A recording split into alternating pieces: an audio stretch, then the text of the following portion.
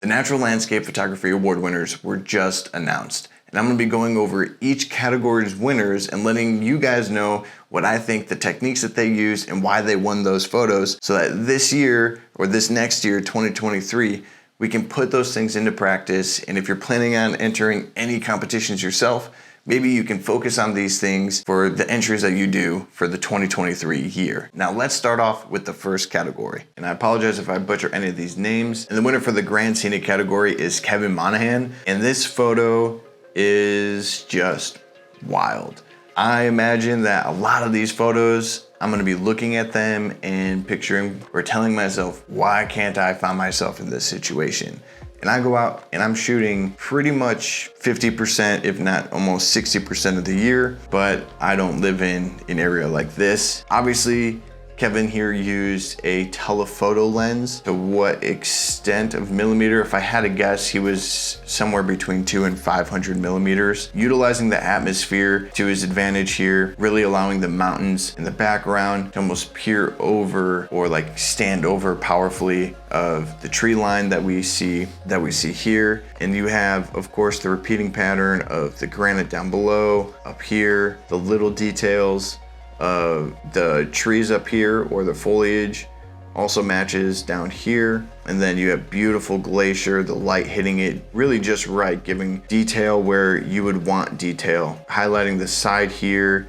Side lighting is always going to be amazing for shooting mountains and landscapes. And then of course you have this big low-lying cloud or fog just coming up in between whatever ridge this is and the mountain in the background, creating that separation. And then of course, one thing that really leads me to find the photo pleasing is this mountain here matching this tree, this group of trees here, almost filling in that space here, and this tree here, or these three here, matching these three peaks here. And it's those repeating patterns that I think really stand out and make a photo aesthetically pleasing. I like shapes, I like how they can balance out a photo, and I think that's what makes looking at a photo like this, someone will instantly see this and automatically just have to sit back and analyze it and look through the entire photo. So absolutely stunning job, Kevin. For the second category winner is Intimate Landscapes.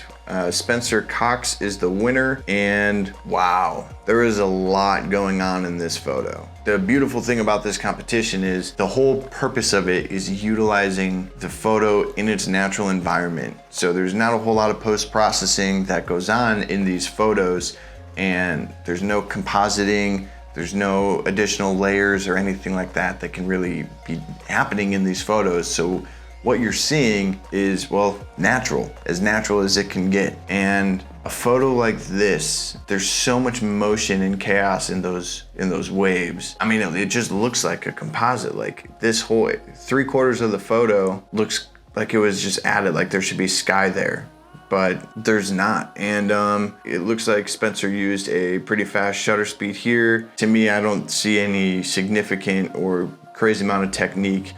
This is the type of photo that if Spencer went out to capture this photo as we see it, all that technique goes into the preparation. So utilizing apps like Photo Pills, again, tracking the weather. So really nice shot, Spencer. It looks like a painting, and that's it's amazing. The third category is Abstract Details. And I don't know how to pronounce this name, so I'm gonna assume it's some variation of Mike Boynton. I mean, this instantly stands out. It looks like someone almost sitting like this, or someone like turning over their shoulder, and the water just creates such beautiful separation. What really stands out to me is obviously this is a drone shot, and you have maybe a school of fish here. A part of me wonders, honestly, I'm kind of speechless with this photo because it looks so much like a painting. You have the dark gray up here, which just adds what we would call like a split lighting, where you could see like here, the shadow on my face here, the lighting on this photo almost falls similarly on this side of my face here, but the shadow is a little bit more facing this way as they turn. So almost something like that. How'd I do? The color palette's obviously beautiful. You have this beautiful blue teal water, the shadows on the face. You can see the nostril, the eyes, the lips. It almost looks like, I have to ask myself if they spent time constructing this and then put a drone up in the air and took a photo of it, because it's just so beautifully well done. Amazing photo. So far, this is absolutely my favorite photo that I've seen. Like, stunning, absolutely stunning. Now let's move on to the project winner, and the project winner is Daniel Merlia. Again, don't come at me for mispronouncing your names. So this is a photo set. So I think you could have between 8 and 10 photos.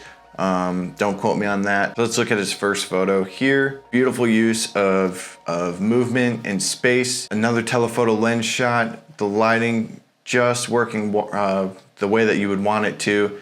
You have the shadow here, a nice little highlight here. So you have layers being built. Angles. Love seeing angles because it helps create movement and dimension. Negative space here with the blue, and the blue here and the blue here almost mirroring one another. And then of course our subject here being weighted in the right hand corner. So we have the brightest part where we're looking first, moving our way down here. Beautiful photo. Oh man, love this. The mood, the bokeh, the way that the trees are weighted the same way, especially these first two. That's a shot where I'm like, I want to go get that.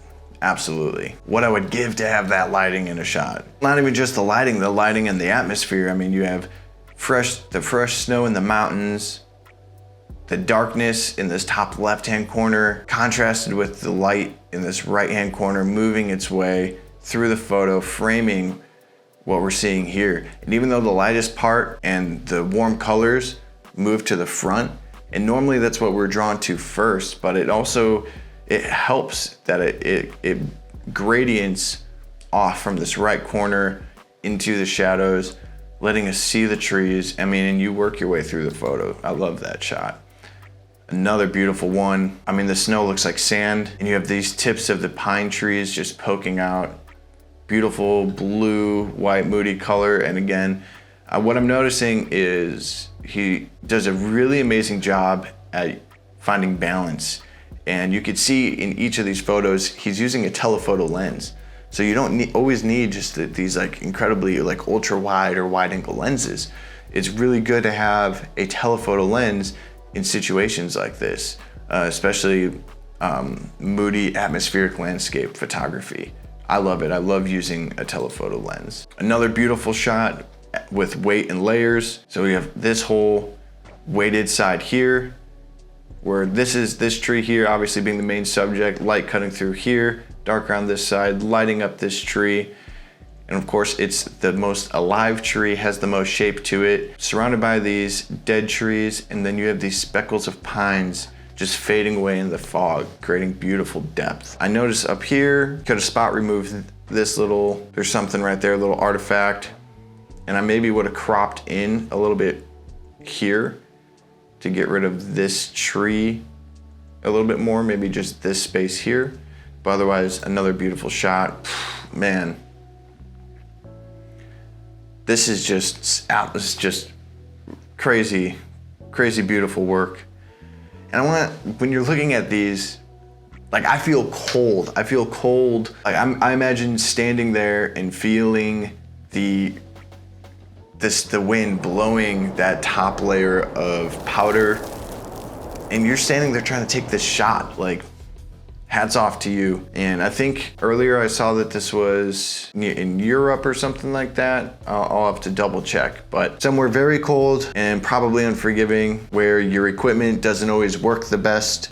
And Daniel, I give it to you. This is another beautiful shot. Super cool. Obviously just a shot from the peak of the mountain, and you have just these little trees peeking through, and there's just a lot going on here. It's almost abstract because you can tell that there's layers. There's a layer here, layer here, layer here, layer here, and then of course a layer in between there. So a lot of movement going on, a lot of detail in the clouds. Gorgeous. This is a tricky one. Like, this is a color composition shot, in my opinion, in color balance. You have the blues, and then you have the lighting, the sun cutting through right here, adding this beautiful color, splitting up the cooler colors on this side.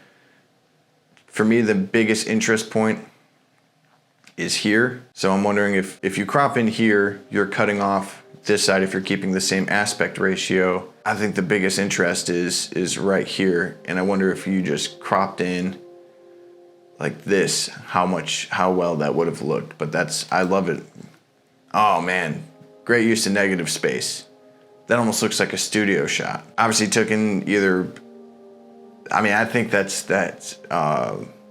just before golden hour. No, I would say that shot is after golden hour. The last light touching the tip of a mountain peak. Because I don't know how you would get it so black like that unless you had to turn your exposure all the way down. If you have an idea on how they shot that, you could put it in the comments below. Daniel, an absolutely amazing job from Romania. All right, moving on to the special awards. Aerial, Julie Kenny with this downed tree. I mean, I think this photo speaks for itself. What you have, it almost looks like the Celtic tree of life.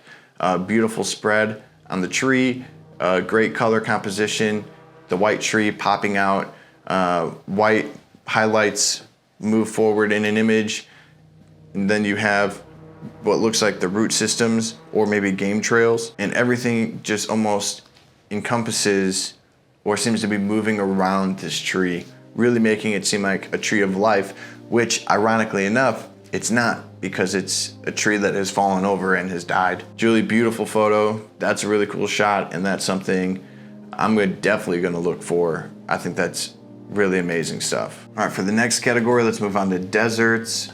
Peter Koskin. And this is pretty cool. I mean, for me, it's not like an impactful shot. This is something that I think it just looks like a telephoto lens was used to bring everything a little bit tighter. Obviously get these beautiful layers. The most impactful thing to me is all this steam or heat, vapor being created on the surface of the desert, coming up and being caught by the light. And then of course, the detail and all the ripples. And then, you know, I think if the path was maybe lit up a little bit better, helping guide the eye, but I look at this and instantly, I didn't really know where to start looking. And as I'm continuing to look at it, so let's actually check out. I like the second one actually a little bit better. I wish it's a little chaotic, and I wish that maybe this bush here in the front right stood out a little bit more. And I don't like this here. I do like the mountain in the background here and the haze and everything, and it looks like they used a slower shutter because you can see a little bit of movement in the clouds. I also don't like how it's cut off down here, a little tight here, but I can see why it's second place. But I think you could have really gotten a really cool composition here that, in my opinion, would have beat out the first one. Maybe there just wasn't enough people submitting, but they had like 11,000 photos submitted. Another cool one, I really like the lighting in here. A lot of depth, a lot of detail. I think what it's really missing is just some more contrast to make it pop up. But again, you guys ranked first, second, and third in the category, so congratulations to Peter, Laura, and Michael. Beautiful photos all around. I'm not a big desert photographer, so maybe that's why they don't speak to me, but still beautiful photos. Now the environmental winner. I have no idea what is going on here, Samuel, but this is cool, and I really think that it talks a lot to the impact of forest fires and the deforestation. It looks like a flare or firework of some sort. I love the light painting technique that you used here. Really impactful, and I think that's why Samuel Markham won this category here. Not much to really say about it. Another impactful shot, we look at it, we get the point, glaciers melting off of, all these ice sheets coming off of the major glaciers in the oceans. And in my opinion, and maybe it's because, again, it speaks closest to me, but this photo I find way more impactful than Sam's. Hal Gage, amazing photo. I like how this stumps here, but maybe you could have worked over to the right a little bit more. maybe lining these two up or finding space or movement here. It's a really tricky scenario because this first half of the photo, you would really try and compose it so that each of those stumps have their own space, their own breathing room. I mean, in its nature, you can really only do the best with what you got. You can't pick a stump up and move it and structure it how you want. I really like this. I love the river moving through it. If you break down the meaning of a lot of this stuff, it can be quite impactful. You know, running water signifying life. You have all these mountains and trees in the background, beautiful contrast with the clouds, and then just dead grass and trees, tree stumps. I think that, to me, that's a winner.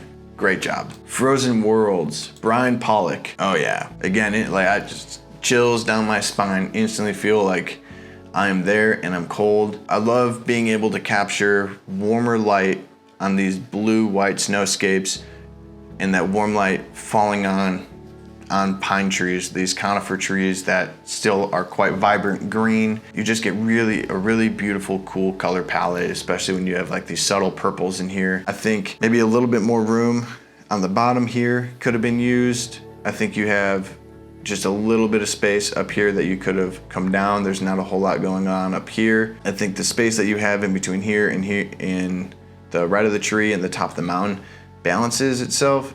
So maybe you could have brought it in a little bit here. It's kind of tough. I don't know how much you cropped it, or maybe even cropping, if you cropped it in, maybe cropping it back out just a little bit to get some more focus on this tree stump or this like mound that the tree's sitting on. But again, I love it. I'm gonna look at the other two here. Cool little detail shot. For me, look at that, and that's like something you would put in a photo story as like a, again, detail filler, get an idea of building the landscape, building the atmosphere, how cold it would be there. We got a sundog going on. This happens only in very, very cold places where the moisture or the vapor in the atmosphere actually creates this prism around the sun, and which is why, I mean, in North Dakota, we call them sundogs, and that's where I first photographed them. So beautiful photo. That hit close to home. So Steve Evans, great job. Brian Pollock as the winner, beautiful. And Jason Petit as the runner-up. Next category, we have mountains. Matt Jakish. Definitely did not pronounce that right, I don't think. But I mean, talk about impact. Very impactful shot. Right here over the mountain, on the right side of the mountain, it looks like you have a lenticular cloud forming, which they just are always cool. Gotta love that. And you've got beautiful side lighting. You have the angles coming in here, angle coming in here, which kind of help form or frame that mountain a little bit better. You can't do anything about that peak, but I wish it wasn't there. But it also does help balance out because you almost have a very similar shape going on here. And I love having those dual or like married shapes, those, you know, where everything just balances itself out from the right side of the image to the left side of the image, from the top to the bottom. And you have enough highlights going on here where you can look at the bottom, but I think most people are just gonna be absorbed by what's going on in the center of the frame here. So Matt, beautiful job. Brian Pollock got second place in mountains. So we got movement, simple enough photo. How do you even get a shadow of that? That's puzzling. I have no idea how you would even you would get that. So Alessandro, yeah, I'm surprised that didn't make second. I mean, there's some technical things, and I think I would love to see this like cropped out more, but that is crazy. If anyone wants to explain this to me in the comments, yeah, feel free. That's wild. We got nightscapes, Marley Butler. Oh yeah, so this is what I'm talking about. So we have the Aurora Borealis here. I'm not sure where Marley took this photo. It could be in the southern hemisphere, which in the north you have the Aurora Borealis, and in the south you have the Aurora Australis. And I almost want to say this is the Aurora Australis. If I was better, I'd be able to tell you which one it really was in just based off of the constellations. But because I see Andromeda right here, I'm pretty sure that's Andromeda.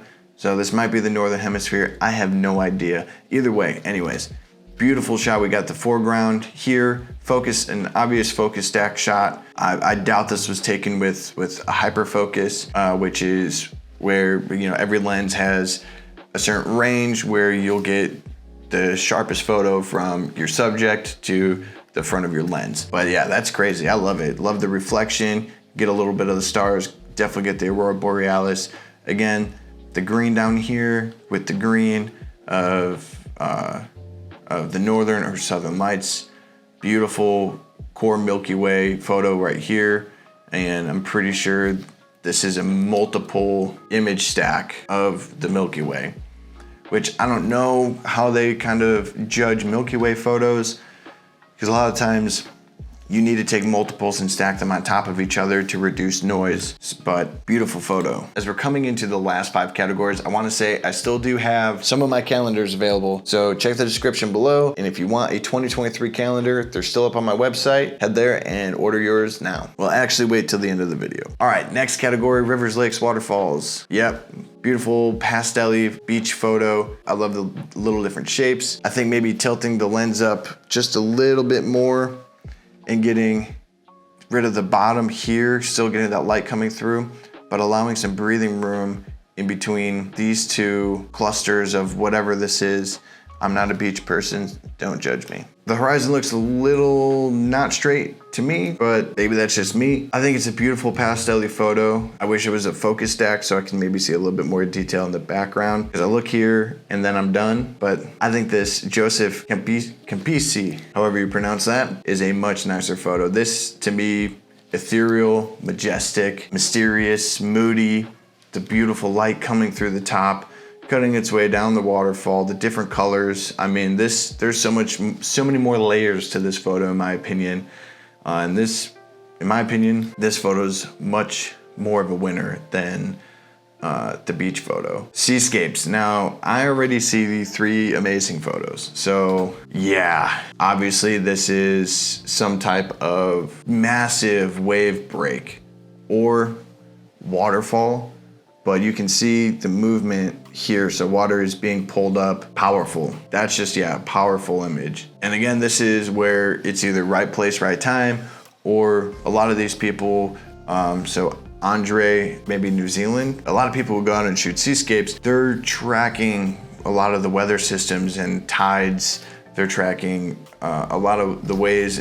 They're tracking the waves. Why am I trying to make it fluffier than it needs to be? They're just tracking the waves the same way I go out and track the leaves changing for fall and everything like that. This photo, Michael Kraus, beautiful. I love the ice almost having a play on itself, like it looks like lily pads. If you were a little bit further over here to the right, or even just cropped out this section here, and I think if you got in front of this and had the space right here at the bottom of the frame, it would have helped to guide it a little bit more, and then you would have been able to shoot through this path here, right into the mountain peak, lining it up there. But it's all situational. That's just, you know, best case scenario if you have that capability. But Michael, great job. Andre, Michael, and Kyle in 3rd place. Yeah, that's just stunning. Can't do anything about the light here, but I think if this whole section of rock in the foreground was a little bit darker, drawing the attention more to the midground here, but beautiful color. A lot of times these seascapes are about creating power or creating calm, or making people feel like creating serenity in the photo as an emotion. And all 3 of these super powerful. Even this one, you have the power of the cold, but still very calming, very peaceful, almost quiet, like you can hear the ice shifting. So great job. Trees, forests, and woodland. Now I wanna say I saw this photo somewhere by Stuart McLennan, and I think it speaks for itself. Just beautiful contrast, diagonals, beautiful layers, weighted nicely, light cutting through, almost making this tree look taller than it is, but it's just shadows. So really great use of light and shadows, creating contrast. And this is where really putting a black and white, or taking a photo in black and white or turning it black and white, really is a benefit, because you get much deeper contrasts, contrasty photos, and they almost will emphasize layers and shapes and silhouettes a lot more than having a lot of color in a photo. So Stuart, beautiful, beautiful photo. In Third place, Johannes Kowalewski. Oh, I definitely butchered that. To me, this would be my first place pick. I would have voted for this. Fuck. That is beautiful. I would have liked to see more of the mountain here in between these two trees. Just a little chaotic in this area here. But man, like these three trees here, this is creating power in woodland photography. All right, and the photographer of the year winner is Brent Clark. Let's take a look at his 8 photos. Great use of diagonals.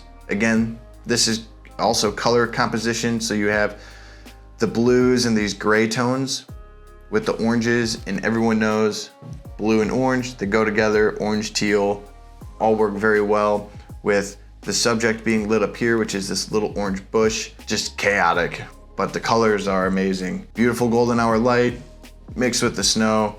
And then of course, this farm field it looks like, or maybe a quarry of some sort, being cut very systematically, just creates motion. This is almost abstract. Like this could be incredibly close up or drone shot, and I cannot tell you. Love that. That looks like it'd be on the background image for a computer. Love these moody shots. I would have maybe brought out the orange a little bit more just to feel less within the scene or two-dimensional flat with the blue grayish haze. Very cool fall photo. All the different leaves. It almost looks like seeds, which is another great way to play on the fall theme. Very cool. I wonder if this was like constructed, if he like put the leaves there and made, because they look even.